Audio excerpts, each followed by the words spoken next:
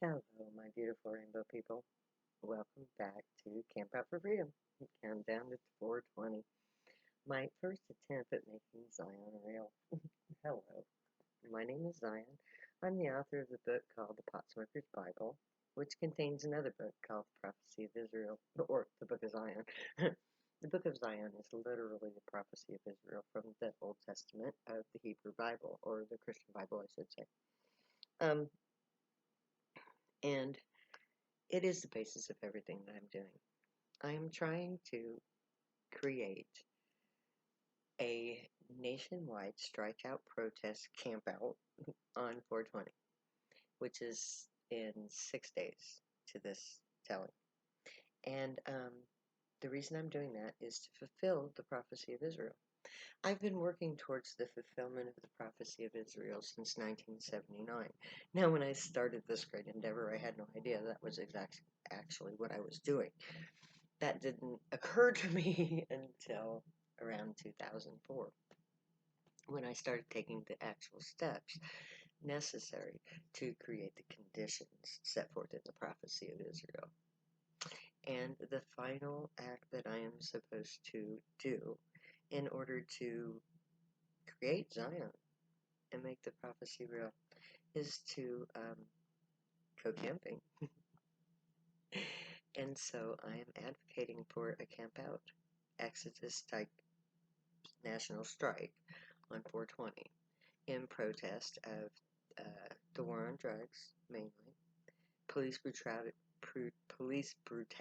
which I believe is a direct result of the war on drugs, racism in all its various shapes and sizes.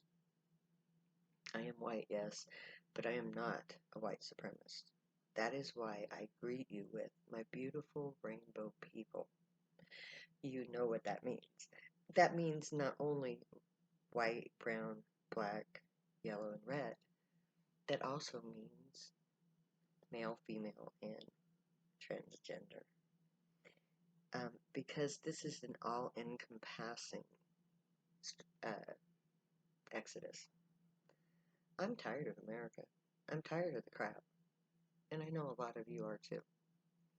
So if we take it just on the level of necessity, we are in a very precarious position right now in America.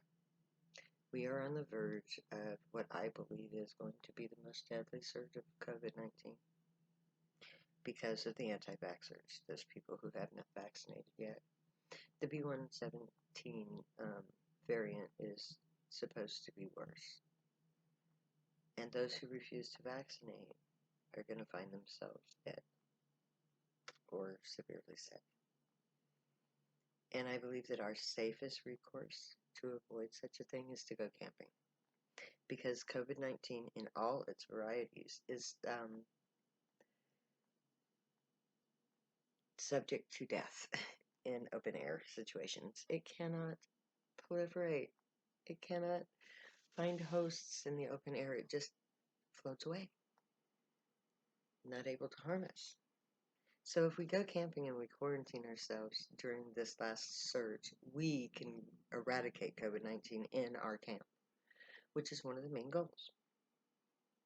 Police brutality is another of our main goals.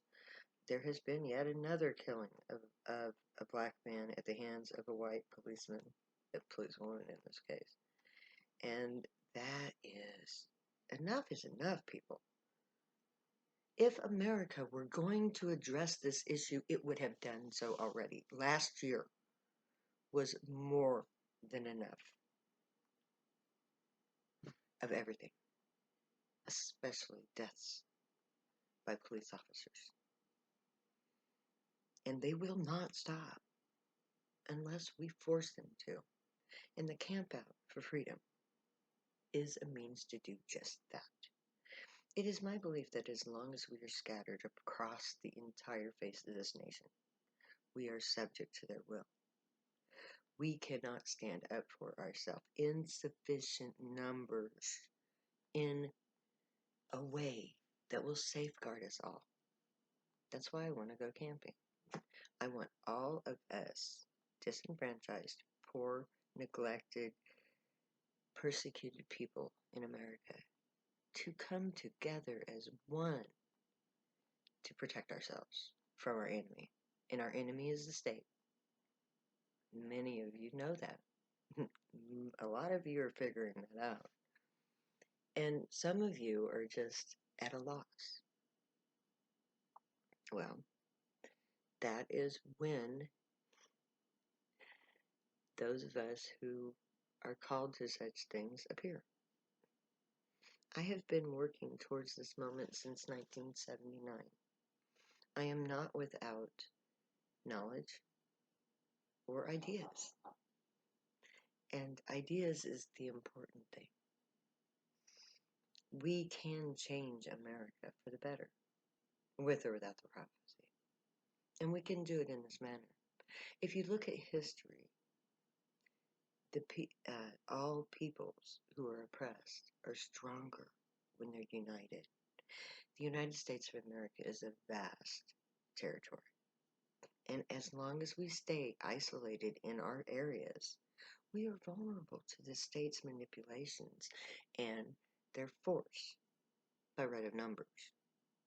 But we have more numbers than they do. And we are the working hands of this nation.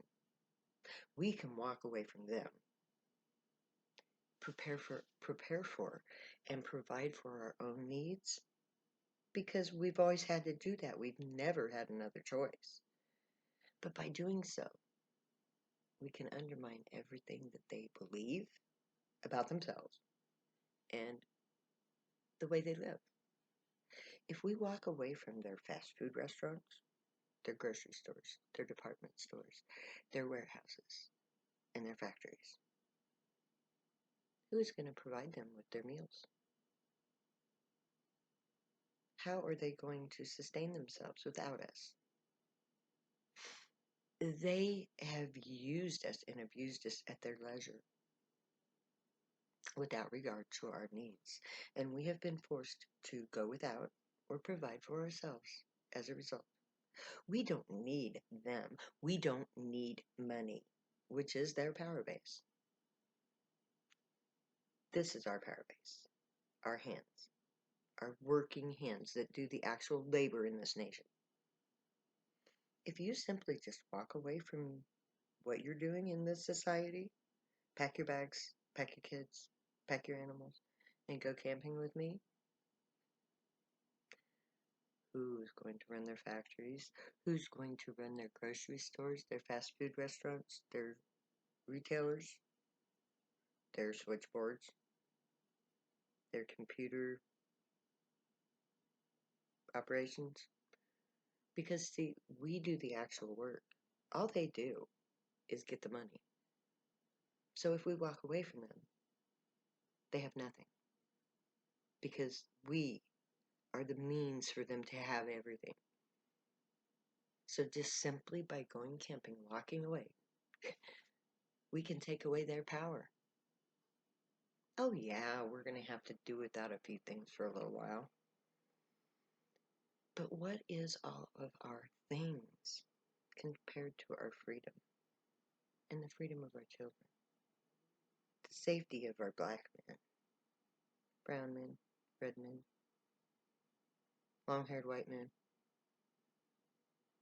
pot-smoking, drug-using white women like me. We don't have any money. That's the one thing that the American oppressed do not have. So, we're not going to miss it, are we? We've never had it, so it won't be a thing to us. But we can take these hands and what little knowledge that we possess in our fields, and we can come together as a nation.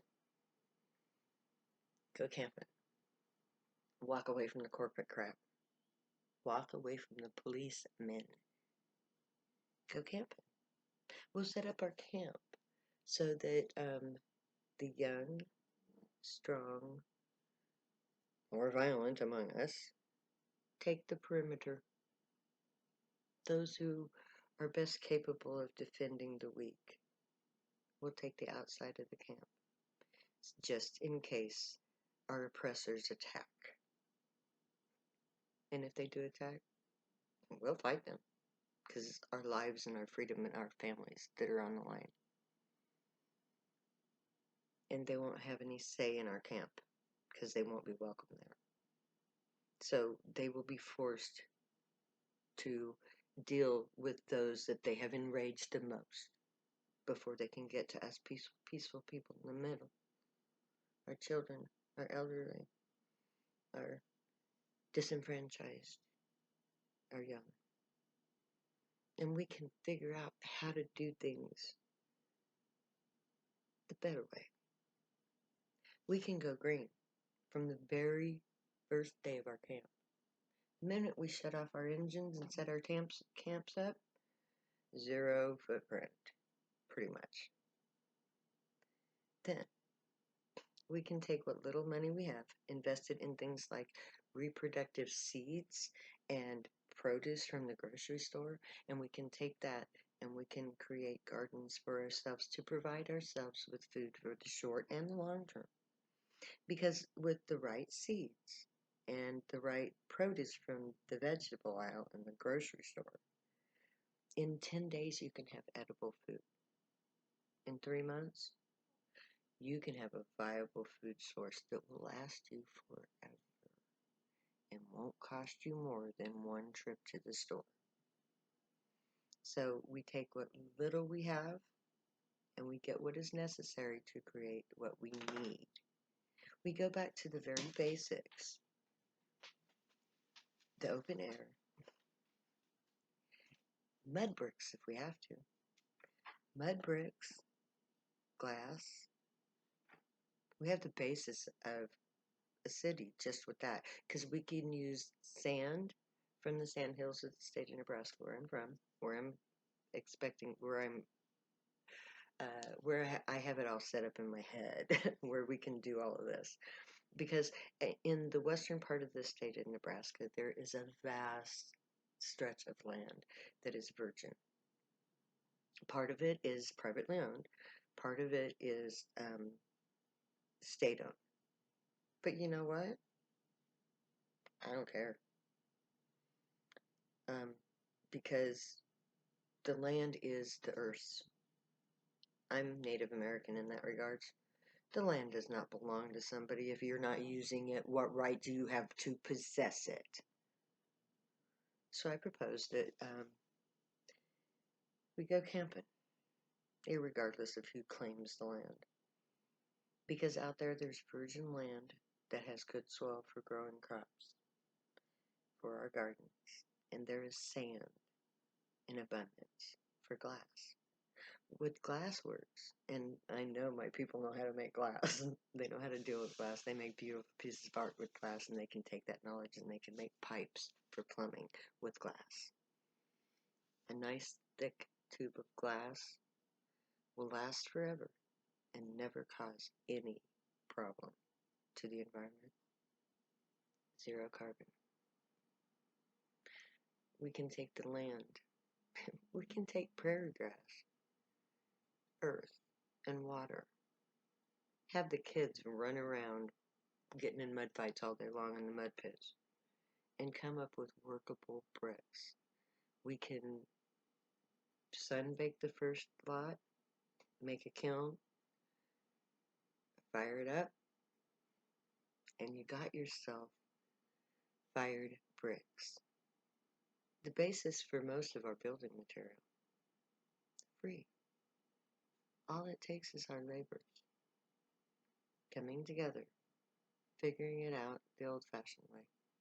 Building from the ground up, totally green, totally safe, totally COVID-free. Come with me, go camping. Let's start a revolution. A revolution of hope, of life, and of prophecy. So, I'm 420. Come camping with me in York, Nebraska. Let's change the world. So may the Grey watch over you, guide you, protect you, keep you from all harm, teach you right from wrong, and may you be worthy of them. May your thoughts, words, and deeds reflect truth, good, and light, the unicorn way. Find your joy and pursue it, and make that your guild choice when we get to Zion. If you do drugs, stay happy and high. You have every right and reason to. Believe me, I know. I wrote the books. My name is Zion. I love you way too much to ever say goodbye. So I'm going to say later now.